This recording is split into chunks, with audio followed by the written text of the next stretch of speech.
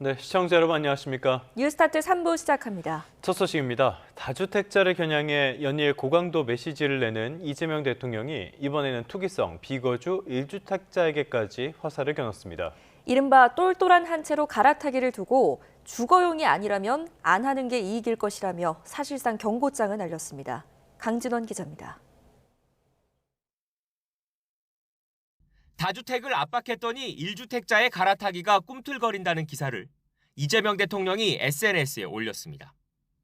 오는 5월 9일 다주택자 양도세 중과 유예 제도 종료를 앞두고 인기 지역으로 옮겨가려는 시장 수요에 대한 생각을 함께 밝혔습니다.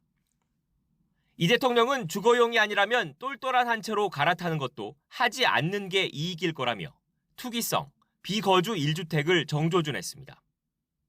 구체적인 이유를 언급하진 않았지만 이른바 상급지에 사둔 비싼 집은 세를 주고 정작 자기는 다른 지역의 저렴한 전세로 사는 이들을 겨눈 거란 해석이 나왔습니다.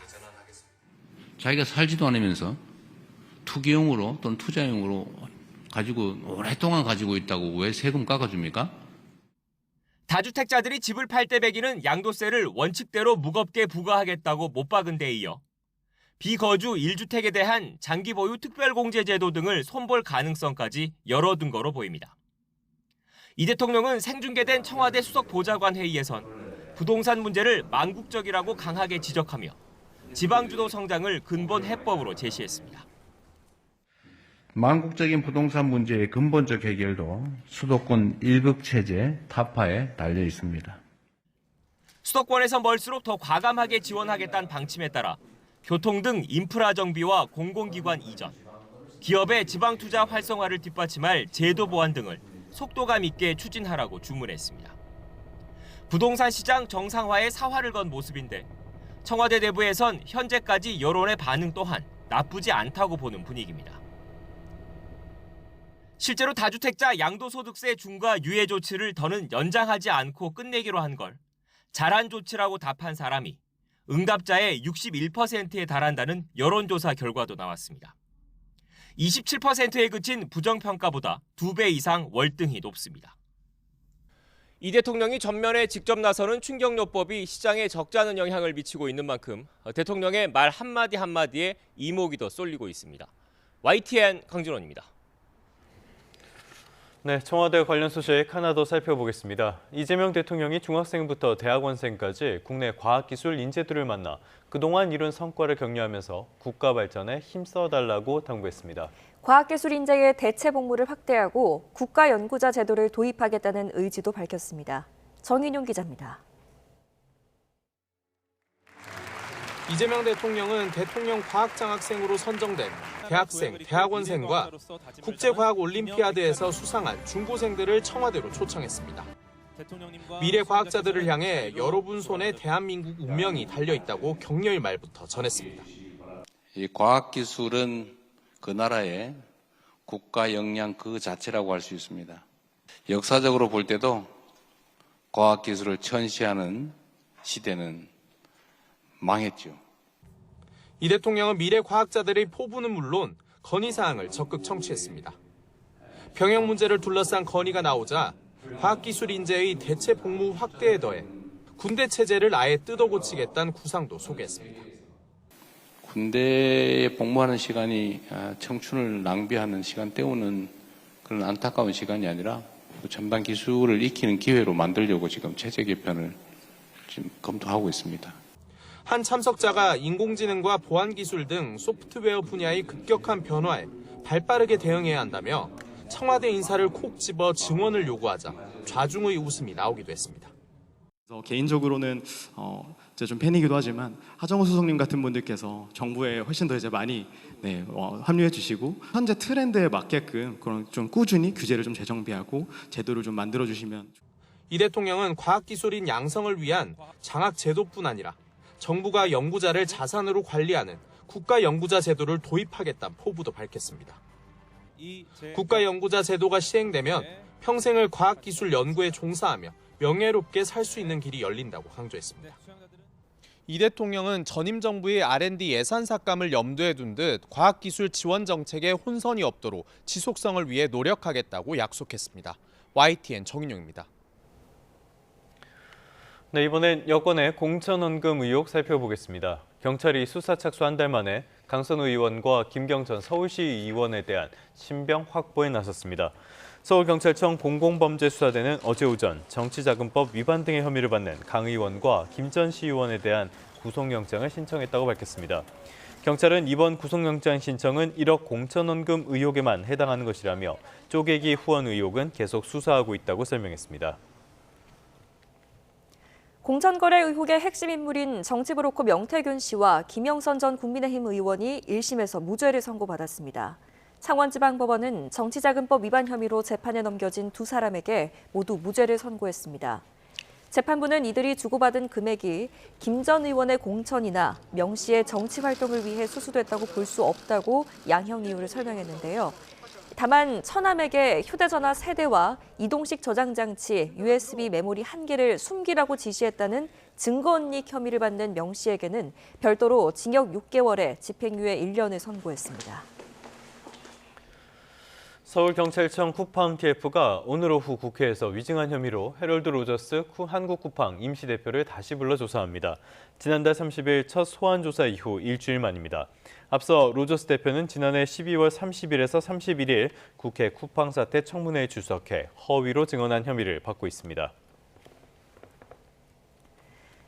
쿠팡이 추가로 밝힌 16만 5천여 개 회원 계정의 개인정보 유출에 대해 정부가 조사에 나섰습니다. 개인정보보호위원회는 쿠팡 측이 배송지 목록 확인 과정에서 기존 3,370만 개 회원 계정 외에 추가 유출이 확인됐다며 신고해왔다고 밝혔습니다. 유출 내용은 16만 5천여 개 계정 회원이 입력한 배송지 정보로 이름과 전화번호, 주소 등입니다. 개인정보위는 이번에 쿠팡 측이 신고한 추가 유출 내용에 대해 조사 과정을 통해 엄밀하게 검증할 계획이라고 설명했습니다. 네, 다음 소식입니다. 북쪽에서 찬 공기가 내려오면서 오늘부터는 다시 강추위가 시작됩니다. 기상청은 상층 기온이 영하 40도에 달하는 찬 공기가 내려오면서 기온이 크게 떨어지겠고 주말과 휴일에도 강한 추위가 이어질 것으로 보인다고 밝혔습니다. 서울의 아침 기온이 오늘은 영하 9도, 주말과 휴일에는 영하 12도까지 내려갈 것으로 보입니다. 초미세먼지에 밤사이 황사가 더해져 일부 지역에서는 새벽까지 미세먼지 농도가 나쁨 수준을 유지할 가능성이 있습니다. 다만 찬 공기가 유입되면서 오전부터는 수도권을 시작으로 공기가 다시 맑아질 전망입니다. 공장 신축 공사 현장에서 불이 나 공장 3개 소실됐습니다. 건조한 날씨 속에 수도권 곳곳에서 화재가 잇따랐습니다. 사건 사고 소식 이수빈 기자입니다. 검은 연기가 하늘에 가득 찼습니다. 오후 3시 20분쯤 경기 남양주시 파ля리에 있는 공장 신축 공사 현장에서 불이 나 한때 대응 1단계가 발령됐습니다. 이 불로 공장 건물 3개 소실됐고 옆에 있던 고물상도 모두 탔습니다. 건물 뒤쪽으로 뿌연 연기가 자욱하게 올라옵니다. 서울 물레동에 있는 철물점에서 오후 4시쯤 불이 났습니다. 건물 안에 아무도 없어 이 불로 다치거나 대피한 사람은 없었습니다.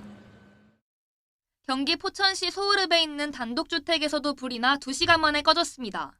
이 불로 주택 안에 살던 주민 등 6명이 대피하고 집이 모두 탔습니다. 아침 8시쯤에는 경기 고양시 대자동에 주차돼 있던 전기차에 불이 나 3시간 20여 분 만에 꺼졌습니다. 이 불로 다친 사람은 없었고 소방은 전기차 화재 진압에 사용하는 소화수조를 이용해 불을 진압했습니다. 소방당국은 충전 불량으로 방치돼 있던 차량 아래쪽 배터리에서 불이 난 것으로 보고 정확한 화재 원인을 조사하고 있습니다. YTN 이수빈입니다.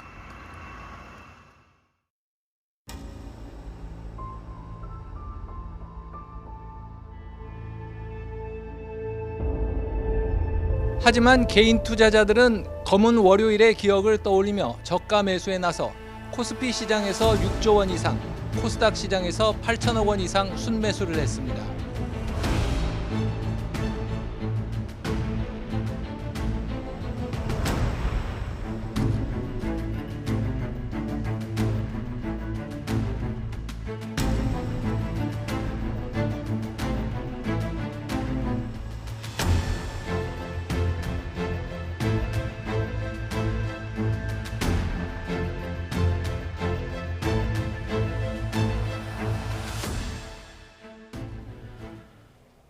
네, 어제 국내 증시가 대폭 조정을 받았습니다. 눈에 띄는 건 외국인이 매도하는 주식을 연일 개인이 받아내고 있다는 점입니다.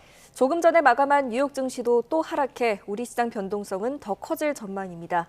이정환 한양대학교 경제금융학과 교수와 함께 해보겠습니다. 어서 오십시오. 어서 오십시오. 자, 이번 주 상황을 보면요. 우리 증시가 월요일에는 블랙 먼데이 엄청나게 급락을 했다가 화요일에는 또 엄청난 급등세를 보여주고 이랬거든요. 그런데 또 어제는 급락세였습니다. 지금 상황을 어떻게 보고 계십니까? 사실 지금 변동성이 굉장히 큰 구간이라고 보시면 될 것 같고요. 이 변동성이 큰 이유는 뭐 크게 두 가지 정도로 보시면 될 것 같습니다. 아무래도 주가가 굉장히, 그러니까 실적이 받쳐준다고 할지라도 주가가 굉장히 많이 올랐다. 네. 사실 지난 1월만 해도 거의 20% 이상 오르면서 코스피 지수가 20% 이상 오르면서 결국 주가가 굉장히 많이 오른 상황이었고, 이렇게 급격하게 주가가 오르다 보면은 사실 수익 실현에 대한 어떤 이야기들이 나올 수밖에 없는 이런 상황이기 때문에, 특히나 네. 기관 투자자들 같은 경우에는 적정 수익을 늘 항상 안전하게 가져가라는 이런 성향들이 있기 때문에 네. 가격이 어느 정도 오르면 파는 경향들이 분명히 있다는 말씀 일단 드려야 될 것 같고요. 두 번째로는 미국의 어떤 좀 흐름이, AI 관련 흐름이 한국 주식시장에 좀 썩 좋지 않은 방향으로 작용하고 있는 것이 아니냐, 이런 말씀도 드려야 될 것 같습니다. 네. 지금 AI 소프트웨어 기업들은 AI 그 자체 때문에, AI라는 것이, 그러니까 흔히 말하는 소프트웨어 기업들은 AI 자체가 소프트웨어 산업을 먹는 것이 아닌가, 그러니까 소프트웨어 산업들을 다 가져가는 게 아닌가에 대한 우려가 있고요. 네. 그다음에 흔히 말하는 매그니피션트 세븐 같은 빅테크 기업들은 자본 지출이 굉장히 많다는 이야기를 하고 있거든요. 자본 지출이 많다는 얘기는 어떤 거냐면, 같은 돈을 벌어도 돈을 계속 투자를 해야 되고, 돈을 투자한다는 이야기는 미래에 돈을 많이 벌 수는 있지만 이게 또 투자가 잘못된다든지 하거나 하면은 미래의 현금 흐름이 줄어들 뿐만 아니라 당장 배당줄 돈도, 그러니까 당장 주주에게 환원할 돈도 줄어드는 양상들이 있기 때문에 주가에 좀 부정적인 영향이 있을 수 있다, 뭐 이런 말씀 드릴 수 있을 것 같습니다. 네. 결국은 주가가 급등한 것이 하나가 있고요. 그다음에 미국의 AI 관련해서 소프트웨어라든지 혹은 AI 데이터 센터 같은 것들을 많이 사는 빅테크 기업들의 흐름 자체가 썩 좋지 않은 양상들이기 때문에 이 불확실성, 특히나 우리나라는 반도체 주가가 굉장히 중요한 중요한 어떤 주식 시장이라고 볼 수가 있는데, 반도체 주식 같은 것들이 이러한 가격 변동에 큰 영향을 받고 있다, 그러니까 네. 시장 흐름에 영향을 받고 있다라고 말씀드릴 수 있을 것 같습니다. 네, 시장의 특징 중에 하나가 또 외국인이 빠져나간 자리를 우리 국내 개인 투자자들이 대규모로 채웠다는 점이 눈여겨볼 만한데요. 이렇게 개인과 외국인 투자자들의 흐름이 엇갈리는 이유는 뭔가요? 사실 개인들은 일단 기대감을 가지고 투자를 한다라고 보시면 될 것 같고요. 네. 개인들은 아무래도 이제 올라갈 때 더 많이 사고, 내려갈 때 빨리 파는, 내려갈 때 더 굉장히 적극적으로 많이 파는, 흔히 말하는 모멘텀 투자 같은 것들을 많이 합니다. 그러니까 네. 올라갈 때 많이 사면서 주가 상승을 기대하고, 이 주가 상승을 기대한다는 건 어떤 거냐면 계속 오를 거란 기대감에서 주가 조금 떨어지면 사고, 미래에 또 오를 거라는 기대감이 형성이 되면서 계속 투자를 하는 이런 양상이라고 보시면 될 것 같고요. 네. 외국인들이 순매도 한다는 것은 결국 외국인들 기관 투자자에 가까운 부류라고 할 수가 있는데, 네. 기관들은 이렇게 뭐 30% 40% 수익이 나면은 일단 수익을 안전하게 확보를 하고, 주가가 또 미래에 또 주가가 오른다고 할지라도 주가가 또 떨어졌을 때 들어가는 이런 양상들이 보이고 있거든요. 예. 그런 이야기는 어떤 거냐면, 개인 투자자들의 성향과 어떤 기관 투자자들의 성향이 분명히 다르다. 이런 투자 패턴 같은 것들이 다른 것들이 지금 주식시장에 영향을 미치고 있다라고 보시면 될 것 같고요. 예. 더욱이 이제 자금조차, 그러니까 예탁금이 굉장히 많이 늘었다라고 이야기하는데, 증권 예탁이 는 거는 개인 투자자들의 자금이 많이 늘었다는 이야기고, 자금이 많이 늘었다는 얘기는 기대감이 일단 형성되었다는 이야기이기 때문에, 사실 개인 투자 입장에서는 주가가 더 오를 것이다라는 기대감에 주식을 더 산다. 외국인들은 결국은 수익 실현하는 입장에서 주식을 많이 팔고 수익 같은 것을 안전하게 가져가는 것이 아니냐, 이런 식으로 평가를 할 수 있겠습니다. 알겠습니다. 여태까지는 이 외국인이 팔기 시작하고 이 물량을 개인들이 받으면 뭔가 끝물이다, 이런 느낌이 있어가지고 조금 우려되는 시점이긴 한데요. 그래서일까요? 최근에 우리 코스피나 코스닥 쪽의 일일 상장 주식 회전율, 이게 굉장히 높아졌다고 해요. 일단은 상장 주식 회전율이 높아졌다는 게 뭘 뜻하는 겁니까? 회전율이란 거는 주식의 거래량이 얼마나 늘어났느냐, 혹은 거래 대금 같은 것들이 얼마나 늘어났느냐의 이야기라고 할 수 있겠고요. 거래 대금이 늘어난다는 이야기는 어떤 거냐면, 주식의 거래가 활발하다. 뭐 간단하게 이렇게 말씀드릴 수 있겠습니다. 사실 같은 퍼센테이지를 오르거나 같은 퍼센테이지를 내린다고 할지라도 이런 거래량이 동반이 되면은 사실 사람들의 기대 같은 것들이 많이 결합이 된다라고 이야기를 하고 있거든요. 특히나 오르는 장에서나 내리는 장에서 거래가 손바뀜이 많은 거는 사람들의 기대가 많이 실현되고 있다라는 이런 식으로 해석되는 경향이 많고요.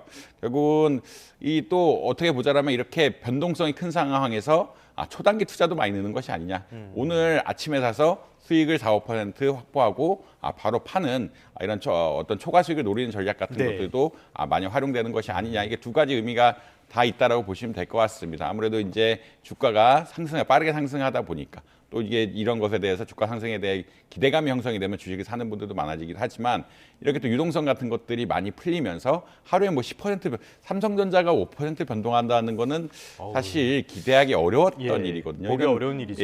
큰 주식에도 흔히 말해서 회전율 높이면서 사고 팔고 하면서 단타적인 수익을 노리는 투자자들도 많은 것이 아니냐 이런 말씀을 드릴 수 있을 것 같습니다. 네, 활발한 거래의 증거이기도 하지만 시장 변동성이 또 그만큼 커졌다는 경고 신호로 해석해도 될 것 같습니다. 특히 이렇게 단기 매매가 가장 집중된 곳이 반도체 대형주라는 점이 눈여겨볼 만한데요. 어제 뉴욕 증시에서 AMD를 비롯한 기술주들이 급락한 영향으로 투톡, 삼성전자 그리고 SK하이닉스 낙폭이 컸는데 개인 투자자들이 오히려 매수를 집중했다고요?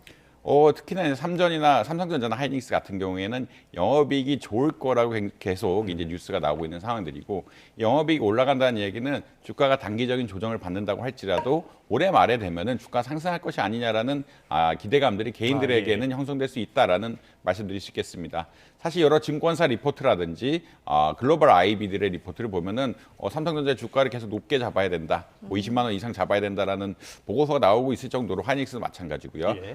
보고서 나올 정도로 영업이익 증가세 때문에 이제 주가가 올라가야 된다라는 이야기가 많이 나오고 있고 개인들은 뭐 지금 주가가 떨어졌으니까 이제 사면은 삼성전자나 하이닉스는 영업이익의 힘으로 올라갈 것이 아니냐라는 이런 기대감들이 조금 있고 이것이 글로벌 어떤 IB라든지 이런 리포트와 부합을 하기 때문에 주가가 떨어지면 오히려 투자의 기회로 보고 사는 사람들도 있는 것 같다라는 이런 말씀 드릴 수 있을 것 같습니다. 이런 것들이 어떤 거냐면 이게 삼성전자 하이닉스가 예전에는 이랬던 주식이 아닌데 워낙 반도체 시황이 좋고 업황이 좋고 우리가 흔히 말하는 일반 투자자들이 기대감을 가지고 투자할 수 있는 주식이다 보니까 특히나 개인의 매수세가 강한 이런 상황이다. 이런 말씀 드려야 될 것 같습니다. 교수님 말씀해 주신 것처럼 실적 전망은 굉장히 좋은 상황이긴 하지만요. 단기적으로는 주가 변동성이 클 가능성이 있으니까 빚내서 투자하는 거는 좀 자제하시는 게 좋지 않을까 싶습니다. 또 하나의 변수라면 역시 환율이 아닐까 싶어요. 이 환율, 정부에서 굉장히 많은 공을 들이고 있는데 별로 효과를 못 보고요. 결국엔 다시 1,460원대까지 올라섰습니다. 이렇게까지 환율이 계속 고공행진하는 배경은 뭘로 봐야 됩니까?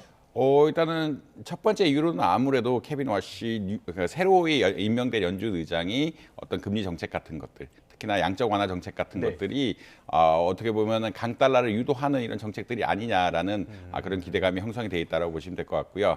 그런 이야기는 어떤 거냐면 주로 이제 금리 인하에 대한 이야기보다는 양적 완화를 안 하겠다. 양적 완화를 안 한다는 이야기는 시장의 유동성을 공급하지 않겠다는 이야기고 시장의 유동성을 공급하지 않으면 금리가 특히나 장기 채권을 중심으로 금리가 올라가게 되는 현상들이 발생할 수밖에 없다. 이런 말씀 드릴 수 있겠습니다.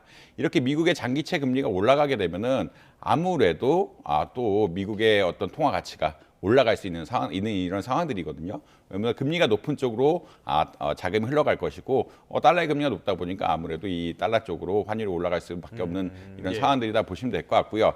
그 이후에도 사실 EU나 이런 지역, 영국이라든지 금리 정책 같은 것들이 강달러를 약간 돕고 있는 양상들이 오늘 제가 알기로는 다 금리를 동결했는데 금리를 동결하면서 어떤 미국의 달러, 그러니까 금리를 좀 올렸으면은 미국의 달러 자체가 좀 약해지는 상황들도 발생을 할 수가 있는데 이들이 동결을 함으로써 이제 어떻게 보면 강달러 상황들이 조금 유지되고 있는 이런 상황들이다. 그러니까 이제 아까 말씀드린 미국의 어떤 정책들이 주요하고 있고 미국의 어떤 새로운 연준 의장이 양적 완화를 안 할 것이라는 이제 기대감이 형성되면서 강달러 가는 것이 아니냐는 기대감이 있고 그 이후에 이제 여러 나라의 통화 정책 역시 아무래도 강달러를 뒷받침을 금리를 높이지 않으면서 강달러를 뒷받침하고 있는 이런 상황들이기 때문에 결국은 달러 가치가 좀 올라갈 수밖에 없는 이런 양상들이다. 뭐 이런 말씀 드릴 수 있을 것 같습니다. 네, 환율도 안 잡히고 증시도 오르락 내리락하고 참 시장 변동성이 큰 상황인데요. 이럴 때 지금 투자 환경 자체를 바꾸려는 제도적 움직임도 나오는 것 같습니다. 이 거래소 수장의 발언이 그 사례인데요. 정은보 한국거래소 이사장이 어제 열린 신년 기자간담회에서 거래 시간 확대해야 할 필요성 다시 한번 강조했습니다. 이거 어떻게 보십니까? 사실 이제 지금 거래하시면 8시부터 8시까지 거래는 할 수 있다. 네. 이런 말씀 드릴 수 있을 것 같고요. 다만 이제 제2거래소 이거 보통 거래, 그러니까 장외시장에서는 제2거래소에 거래한다고 하는데 넥스트 트레이드라는 제2거래소라 이야기하죠. 한국거래소는 우리나라의 제1거래소, 기존에 있던 거래소라고 보시면 될 것 같고, 넥스트 트레이드는 제2거래소. 작년에 이제 하면서 그 우리나라 주식 거래량의 한 3분의 1까지 할 수 있는 이런 거래소다라고 보시면 될 것 같습니다. 이 이야기는 어떤 거냐면 아무래도 주식 투자자들이 프리마켓 8시부터 9시 그다음에 장이 끝난 3시 반 이후에 또 투자 계속 이어지고 있다. 그러니까 넥스트 트레이드를 통해서 투자 이어지고 있다는 이야기이기 때문에 한국 거래소도 경쟁력을 가지려면 우리 쪽으로 거래를 하게 유도를 하려 그러면 24시간 거래 체계, 지금은 프리 애프터 마켓에 대한 이야기를 하고 있지만 24시간 거래 체계를 구축해야 되는 것이 아니냐라는 또 논쟁들이 나오고 있다라고 보시면 될 것 같고요. 이런 입장에서 거래 시간을 그 넥스트 트레이드, 그러니까 제2거래소에 맞춰서 확장해야 된다는 얘기라고 보시면 될 것 같습니다. 알겠습니다. 자, 그런데 또 걱정이 되는 게요. 간밤에 뉴욕 증시가 또 한 번 대폭 조정을 받았습니다. 이게 우리 시장에 또 한 번 영향을 미치지 않을까? 이런 걱정이 드는데 어떻게 보십니까? 아까 말씀드린 것처럼 지금 구글이라든지 아마존의 어떤 매출액은 굉장히 늘었는데 수익도 나쁘지 않은데 가이던스가 나쁘다는 이야기는 어떤 거냐면 올해 예측만큼 못 판다든지 특히나 아까 말씀드린 이 빅테크 기업들은 자본적 지출이 너무 많아서 주주 환원 같은 것들이 소홀할 수밖에 없는 상황들이 아니냐. 그러니까 혹은 투자를 너무 많이 하고 있다는 자본적 뜻이죠? 지출이라는 것은 결국 데이터 센터 같은 것들을 많이 사기 때문에 만약 또 더군다나 이 데이터 센터 같은 것들이 경쟁에 따라서 잘 되지 않는다라고 하면은 미래 수익에 또 부정적인 영향을 미칠 수가 있는 상황들이기 때문에 예를 들어서 구글이 R&D를 한다라고 하면은 사람들이 이렇게 생각을 하지 않을 텐데 데이터 센터 같은 경우에는 같은 거를 가지고 사실 경쟁하는 체제이기 때문에 조금 이러한 자본적 지출에 대해서 우려가 많다라고 보시면 될 것 같습니다. 자본적 지출 같은 것들이 결국은 미래 현금 흐름을 줄이거나 배당을 줄일 수 있는 이런 영향들이 갈 수가 있기 때문에 주가의 흐름들이 그러니까 구글이라든지 아마존이라든지 이런 주가의 흐름들이 안 좋아졌다고 보시면 될 것 같고 아마존 제가 알기로는 오늘 발표하면서 10% 이상 빠진 걸로 알고 있는데 이런 자본적 지출 같은 것들이 부담이 계속 나오고 있다. 그러니까 매출액은 늘어나지만 너무 지출이 많으니까 과연 우리 주식 투자자 입장에서 얼마나 가져갈 것이냐, 이게 미래의 어떤 불확실성이 얼마나 클 것이냐 이런 것들이 겹치면서 아까 이전에 말씀드린 소프트웨어 관련 AI가 소프트웨어를 다 점령하는 것이 아니냐 이런 문제와 더불어서 어떤 뉴욕 증시의 기술주 흐름이 굉장히 안 좋다 이런 말씀 드릴 수 있고 그것이 아무래도 한국 반도체에 어떤 반도체 주가에 영향을 미칠 수 있다 이런 말씀 드려야 될 것 같습니다. 조금 전에 말씀해 주신 아마존.com 장중에는 4% 넘게 빠졌고요. 실적 발표가 나오고 나서 애프터마켓에서는 10% 넘게 급락하는 모습이 연출되고 있습니다. 자, 다음 소식으로 가보죠. 이번에는 히토류 이야기를 좀 해보려고 하는데요. 미국이 중국 히토류 통제 이런 부분에 대응을 하기 위해서 지금 동맹국을 중심으로 무역 블록을 출범시키겠다 이런 이야기를 하고 있거든요.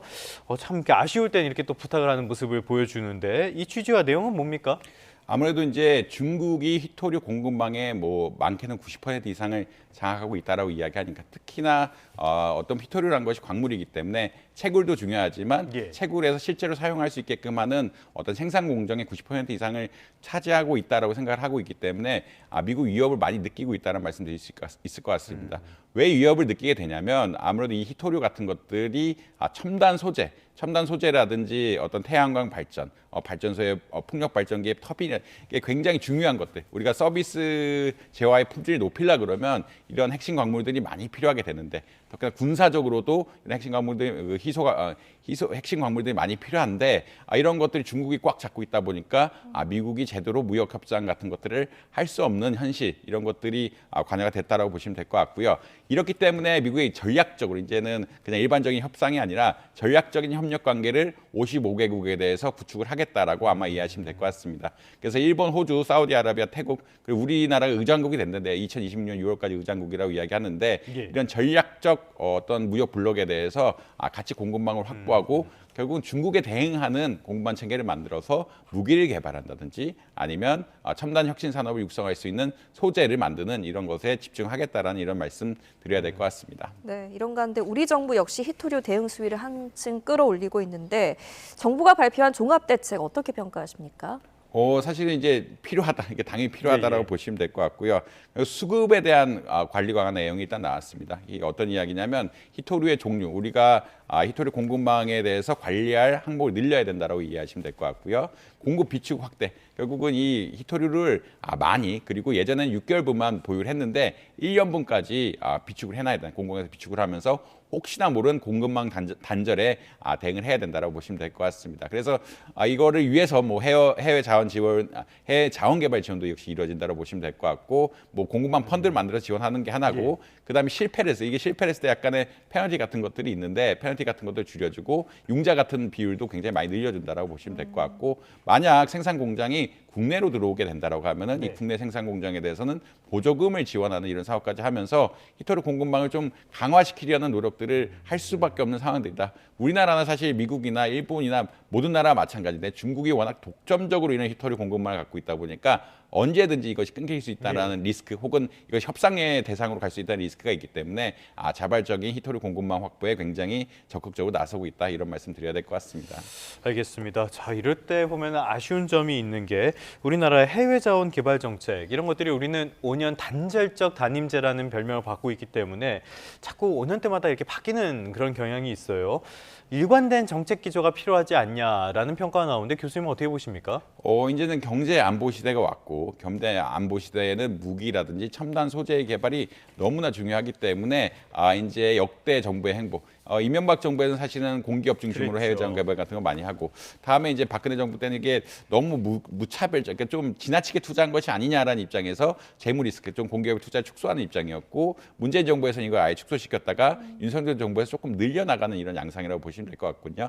그러니까 이재명 정부, 이 새로운 정부에서는 결국 이런 것부터 적극적으로 확장해 가면서 늘려갈 것이 아니냐라는 기대감들은 분명히 형성되어 있다라고 보시면 될 것 같고요. 이 문제는 어떤 거냐면, 이 히토류가 보유가 되지 않으면 생산량이 떨어질 수밖에 없고, 경쟁력이 낮아질 수밖에 없기 때문에 적극적으로 공급망 확보에 나서야 된다, 이런 말씀 드려야 될 것 같습니다. 네, 이런 핵심 자원 문제는 정권이 아니라 국가 차원에서 좀 장기적으로 이어져야 될 것 같습니다. 여기까지 듣겠습니다. 이정환 한양대학교 경쟁금융대학 교수와 함께했습니다. 잘 들었습니다.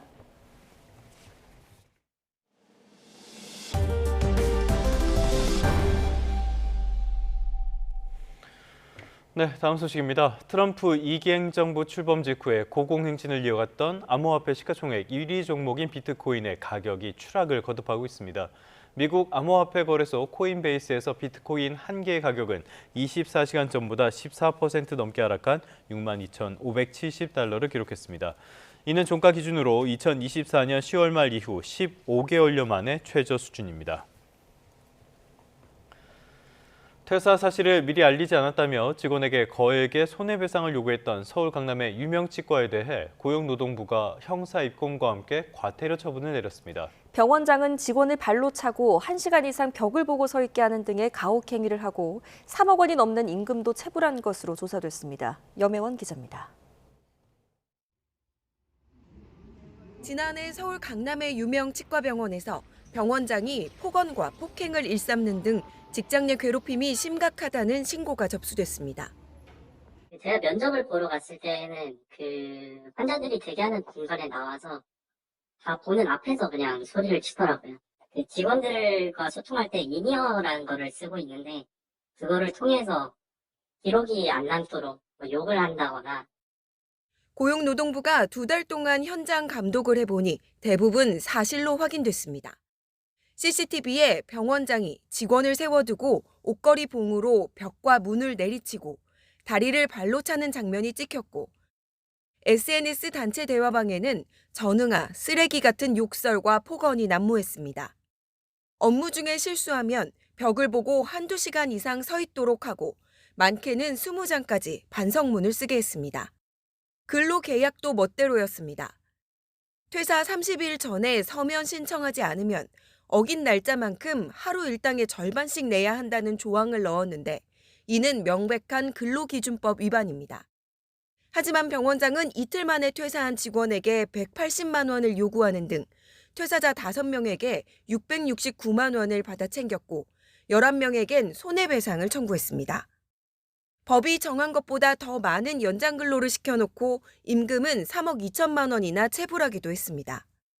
노동부는 폭행과 위약 예정 계약 등 6건의 범죄 행위에 대해 형사 입건하고 직장 내 괴롭힘 등에 대해선 과태료 1,800만 원을 부과했습니다.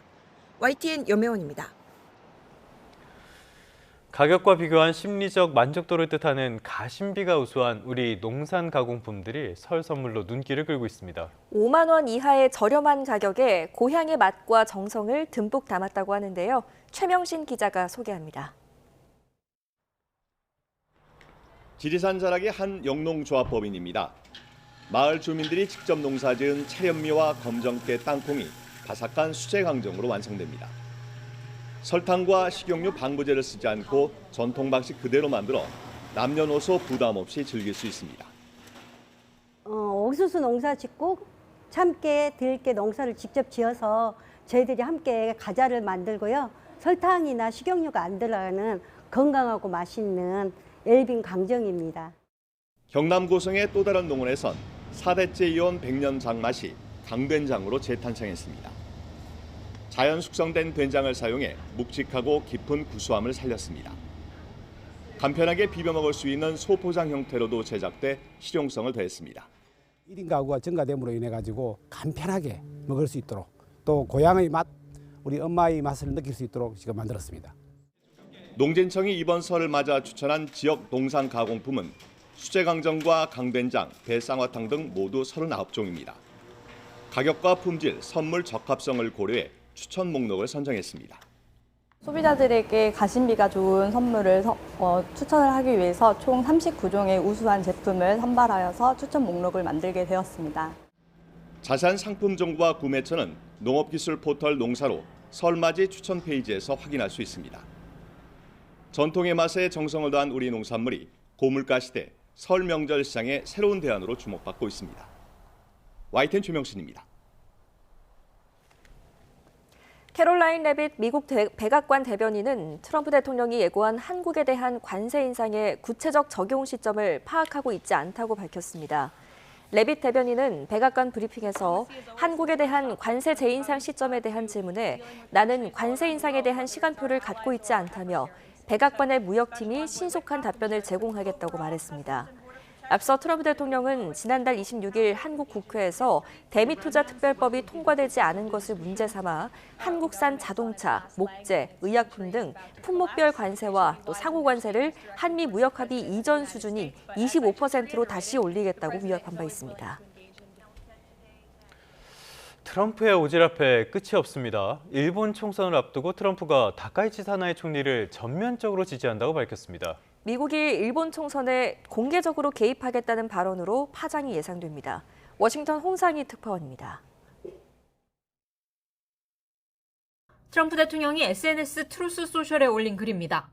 오는 8일 위대한 국가 일본이 매우 중요한 선거를 치른다며 다카이치 사나이 총리가 강력하고 현명한 지도자임을 입증했다고 강조합니다. 그러면서 다카이치와 연립 여당에 완전하고 전면적인 지지를 표명한다고 밝혔습니다. 일본 총선을 앞두고 다카이치 사나이 총리 지지를 선언한 겁니다. 트럼프 대통령은 지난해 10월 미 해군 요코스카 기지에서 다카이치 총리와 함께 찍은 사진과 함께 당시 총리로부터 깊은 감명을 받았다고 소개했습니다. 지난해 미일 정상회담에서도 트럼프 대통령은 일본과 강력하고 위대한 동맹을 만들 거라고 강조했습니다. Anything I can do to help Japan, we will be there. We are an ally at the strongest level. 그러면서 3월 19일 다카이치 총리를 백악관에서 맞이하기를 기대한다고 덧붙였습니다. 트럼프 대통령이 온두라스 등 중남미 국가 선거에서 특정 후보를 지지한 적은 있지만 G7 회원국인 일본 선거에 개입하는 건 이번이 처음입니다. 헌법 개정으로 전쟁을 할 수 있는 보통국가를 추진해온 다카이치 총리를 트럼프 대통령이 공개 지지하면서 일본 정부의 개헌에도 영향을 미칠 거란 우려가 나오고 있습니다. 트럼프 대통령은 또 오는 4월 총선을 앞둔 헝가리의 오르반 빅토르 총리의 재선을 지지한다고 밝혀 미국의 내정 간섭 논란이 거세질 전망입니다. 워싱턴에서 YTN 홍상입니다.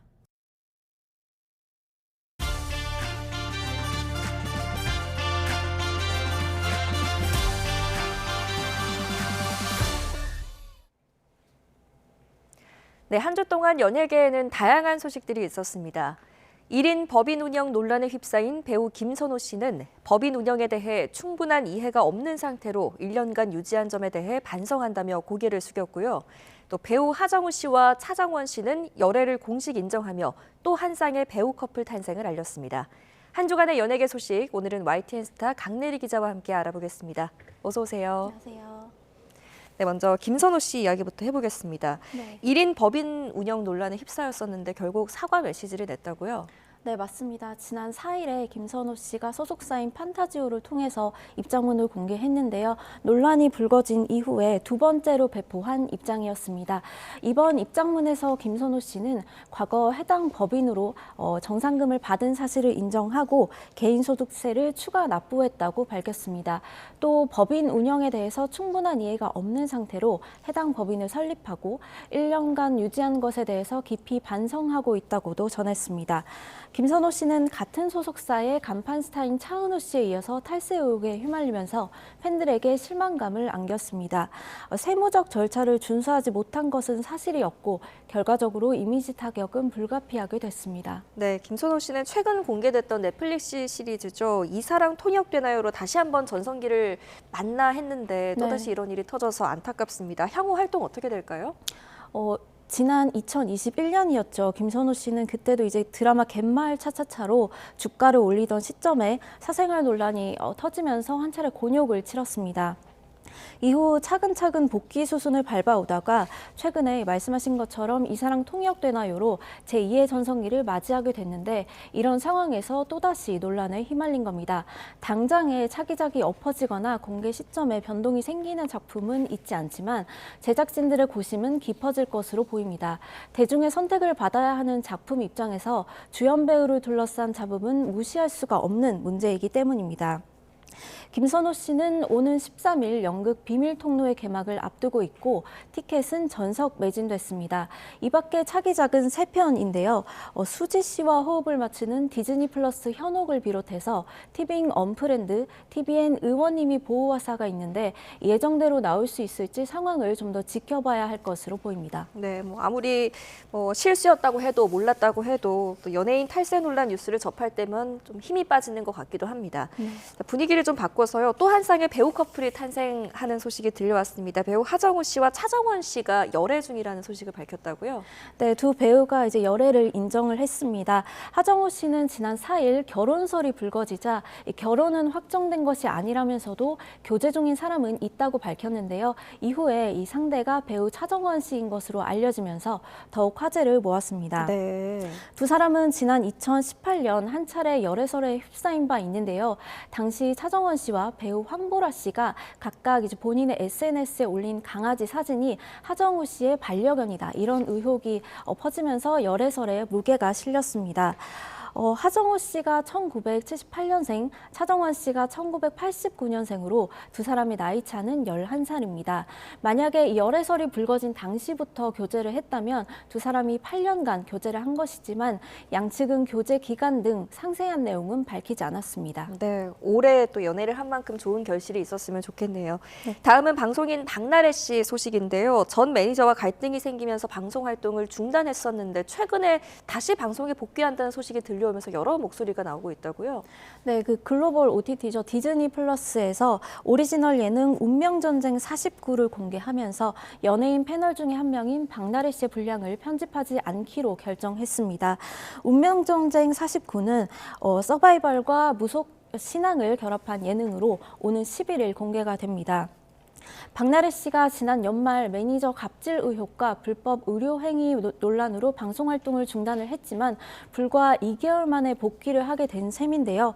다만 박나래 씨 측은 운명전쟁 49의 경우에는 사전 제작이 되었고 또 이를 계기로 복귀하는 것이 아니냐는 추측에는 시기상조라는 입장을 드러냈습니다. 박나래 씨가 출연하는 예능에 대한 반응은 엇갈리고 있습니다. 매끄러운 전개를 위한 제작진의 불가피한 선택이었을 것이다. 좋다 이런 반응도 있지만 아직은 좀 불편하다는 반응도 나오고 있습니다. 네, 뭐 대중의 사랑과 인정을 받는 직업인 만큼 복귀를 할 때도 어느 정도의 대중의 공감은 있어야 하지 않나라는 생각은 듭니다. 이번에는 영화계 소식 한번 살펴보겠습니다. 설 연휴 앞두고 다양한 작품들이 공개 예정이라고요? 맞습니다. 3편의 영화를 소개드릴 수 있을 것 같은데요. 장항준 감독의 영화 왕과 사는 남자가 지난 4일에 개봉을 했습니다. 공개 첫날 11만 관객을 모으면서 박스오피스 1위로 출발을 했습니다. 왕과 사는 남자는 조선시대를 배경으로 폐위된 단종이 유배가게 된 마을에서 마을 촌장을 만나면서 벌어지는 이야기를 그립니다. 배우 유해진 씨가 촌장 엄흥도를, 박지훈 씨가 단종을 연기했습니다. 오는 11일에는 류승환 감독의 신작 영화 휴민트가 개봉을 하는데요. 배우 조인성, 박정민, 신세경 씨가 출연하는 첩보 액션 영화입니다. 또 같은 날 휴먼 판타지 영화 넘버원도 관객들에게 첫 선을 보이는데요. 이 영화 기생충에서 엄마와 아들로 호흡을 맞춘 배우 장혜진 씨와 최우식 씨가 다시 한번 모자 관계로 만납니다. 이렇게 다양한 장르의 영화가 준비되어 있어서요. 이번 설 연휴 극장가는 관객들이 취향에 따라 골라보는 재미가 있을 것으로 보입니다. 네, 주말까지 붙여서 쉬면 설 연휴가 꽤 길 것으로 또 보이니까요. 가족들이 네. 영화관 나들이 하는 것도 좋을 것 같습니다. 마지막으로 국내 팬 그리고 글로벌 팬들에게 반가운 소식일 것 같은데요. 방탄소년단 컴백 소식입니다. 일단 다음 달에 신보 발매하고 광화문 광장에서 공연을 연다고요? 네, 맞습니다. 방탄소년단은 3월 20일에 정규 5집 아리랑을 발매합니다.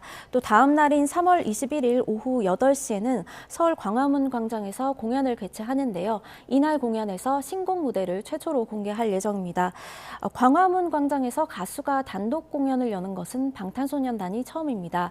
이번 공연은 넷플릭스와 협업으로 진행이 돼서 190여 개의 국가와 지역의 시청자에게 실시간으로 생중계가 될 예정입니다. 또 3월 27일에는 방탄소년단의 새 앨범 제작 과정을 다룬 다큐멘터리 영화도 넷플릭스에서 공개될 예정이어서 오랫동안 또 방탄소년단의 컴백을 기다려온 팬들에게 특별한 선물이 될 것으로 보입니다. 네, 알겠습니다. 오늘 여기까지 듣겠습니다. 지금까지 YTN 스타 강내리 기자와 함께했습니다. 잘 들었습니다. 감사합니다. 네, 끝으로 출근길 날씨 살펴보겠습니다. YTN 야외 스튜디오 연결합니다. 정수현 캐스터. 네, 정수현입니다. 네, 날씨가 하루 만에 또 달라졌습니다. 한겨울 추위가 찾아왔다고요? 네, 밤사이 기온이 뚝 떨어졌습니다. 다시 한겨울 추위가 찾아왔는데요. 이 시각 서울의 기온이 영하 7.5도, 체감 온도는 영하 12.5도까지 떨어져 있습니다. 한낮에도 영하 3도에 그치겠고요. 체감 온도가 이보다 3에서 4도 정도 낮아 종일 춥겠습니다. 네, 한파특보가 내려진 지역도 있다고요? 네, 일부 수도권과 충남 또 강원 북부 지역인데요. 이들 지역은 어제 대비 기온이 5에서 10도가량 크게 떨어졌습니다. 주말까지는 강추위가 계속되는 만큼 다시 보온에 신경 쓰셔야겠습니다. 그럼 먼저 자세한 지역별 현재 기온부터 살펴보도록 하겠습니다. 현재 서울의 기온이 영하 7.5도, 대전 영하 4.7도, 광주 영하 1.5도 보이고 있고요. 한낮 기온은 서울이 영하 3도, 대전 1도에 그치겠습니다. 오늘 전국 하늘에는 구름만 다소 지나겠지만 제주도는 밤부터 비나 눈이 내리겠습니다. 동쪽 지역은 대기 건조함이 지속하고 있는데요. 전국적으로 바람도 강한 만큼 산불 등 대형 화재로 이어지지 않도록 예방에 만전을 기하시기 바랍니다. 주말과 휴일은 영하 12도까지 떨어지며 강추위의 기세가 더 강해지겠고요. 호남과 제주를 중심으로는 대설특보 수준의 많은 눈이 내릴 전망입니다. 찬 공기가 내려오면서 어젯밤 서울, 경기 등 내려져 있던 초미세먼지 주의보는 모두 해제됐습니다. 다만 황사의 영향으로 미세먼지가 남아있으니까요. 호흡기 관리에 유의하시기 바랍니다. 지금까지 YTN 정수현입니다. 네, 2월 6일 YTN 뉴스타트 모두 마무리하겠습니다. 네, 오늘 출근길은 따뜻하게 챙겨 입고 나오셔야겠습니다. 오늘 아침도 저희와 함께해 주셔서 고맙습니다.